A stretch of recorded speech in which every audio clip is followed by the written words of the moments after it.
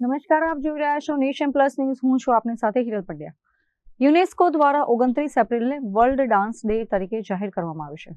નૃત્ય એ માત્ર કલા નથી પણ અભિવ્યક્તિ અને આનંદનું માધ્યમ છે. આ અવસરે સંસ્કારી નગરી વડોદરામાં છેલ્લા ઘણા વર્ષોથી પરંપરા મુજબ આ વર્ષે પણ નૃત્યનું ભવ્ય આયોજન કરવામાં આવ્યું છે. વડોદરામાં 29 એપ્રિલની સાંજ નૃત્યને સમર્પિત રહેશે. અંજલિ મેમોરિયલ કમિટી, કૌસ્તુભ ઇવેન્ટ્સ, શ્રી કલા કેન્દ્ર અને દિવ્યાંજલિ આર્ટ્સ જેવી સંસ્થાઓના સંયુક્ત ઉપક્રમે આ વર્ષે નૃત્ય મહોત્સવનું આયોજન થયું છે.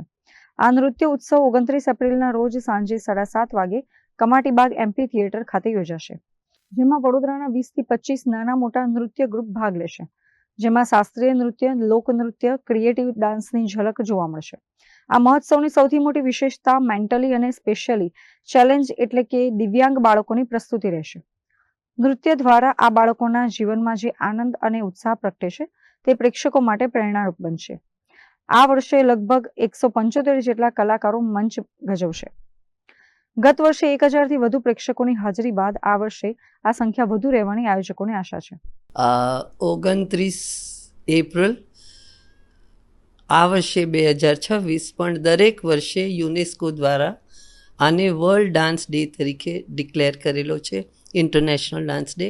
અને એ દિવસે આખી દુનિયામાં રોજ જ ડાન્સનો આનંદ તો હોય અને ડાન્સનું સેલિબ્રેશન હોય, પણ આ દિવસે સ્પેશિયલી ડાન્સનું સેલિબ્રેશન હોય, એની ઉજવણી હોય.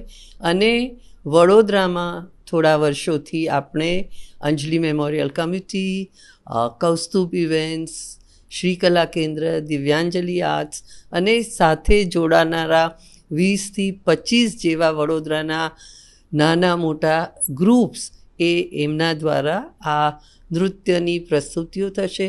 એમાં classical, folk, creative, mentally and specially challenge દિવ્યાંગ બાળકો દ્વારા જુદી જુદી નૃત્યની પોતાની આનંદની જે વસ્તુઓ એ લોકો કરે છે, એ જેનાથી એમનું જીવન એક ખૂબ આનંદદાયી બને છે, એની પ્રસ્તુતિ કરશે. એટલે આ વખતે લગભગ 175 કલાકારો છે અને ગયે વર્ષે અમારે 1000થી વધારેનું ઓડિયન્સ હતું. આ વર્ષે આશા છે એનાથી પણ વધારે લોકો આવે. કમાટીબાગ એમ્ફી થિયેટરમાં સાંજે 7:30 વાગે 29 એપ્રિલ છે. અને મહેશભાઈ, મયુરીબેન, પ્રહલાદ, પ્રતિભા, આ લોકો બધા અને બીજા બધા ઘણા લોકો આપણે સાથે કામ કરીએ છીએ. નમસ્કાર. ઇન્ટરનેશનલ વર્લ્ડ ડાન્સ ડે 29 એપ્રિલના રોજ અંજલિ મેમોરિયલ કમિટીના નેતૃત્વમાં કૌસ્તુભ ઇવેન્ટ્સ, શ્રી કલા કેન્દ્ર અને સાથે દિવ્યાંજલિ આર્ટ્સ એન્ડ કલ્ચરલ સેન્ટર દ્વારા છેલ્લા કેટલાય વર્ષોથી ઉજવવામાં આવે છે. અને વડોદરા કલાનગરી છે ત્યારે આ નૃત્યમાં વિશેષ કરીને આ વખતે 175 કલાકારો આ રંગભૂમિને સજવા જઈ રહ્યા છે, જેમાં ગ્રુપ ડાન્સ છે, સોલો ડાન્સ છે, સાથે દિવ્યાંગ બાળકો પણ આમાં પાર્ટ લઈ રહ્યા છે. ને એક વિશેષતા એ છે, એક નાનકડો બાળક છે જેને 500 ઉપરાંત શ્લોક મોઢે છે, તો તેઓ પણ આનાથી શરૂઆત કરશે.